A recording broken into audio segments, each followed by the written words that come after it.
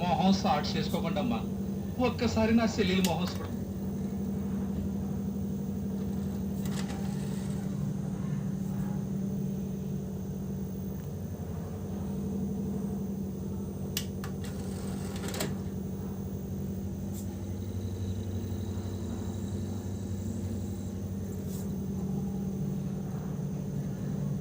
మీ దగ్గర తాకట్టు పెట్టి నగలు తీసుకురాలేదని దీని అత్తింటోళ్ళు మెడబట్టి కెట్టేశారు.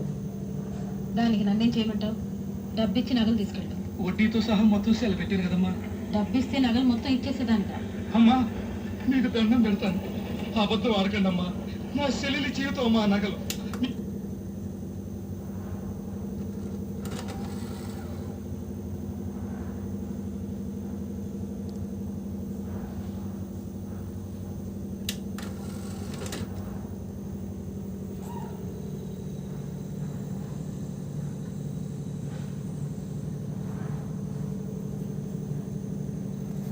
కూతులాంటిది, ఆ నగలిచ్చి తన కాపును నిలబెట్టి తల్లి. నీకున్నదంటూ ఆ పిల్ల నగలే పాటమ్మా. ఆ నగ తేపోతే దాని మొగుడు వదిలేస్తానంటున్నాడు. వాడు వదిలేస్తే నువ్వు ఉంచుకో.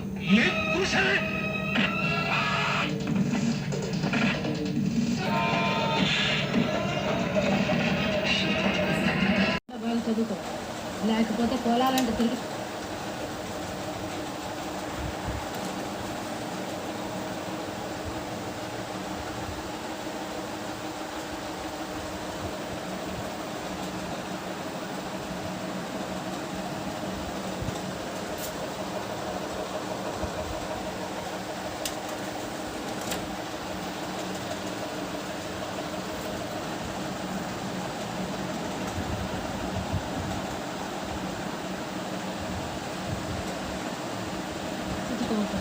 ఆ దొరబాబు గారి మాట.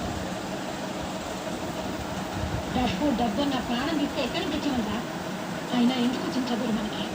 అన్నయ్య చూడు, రాత్రి అనక పగలనక కష్టపడి సంపాదిస్తున్నాడు. మహారాజులాగా దర్జాగా బతుకుతున్నాడు.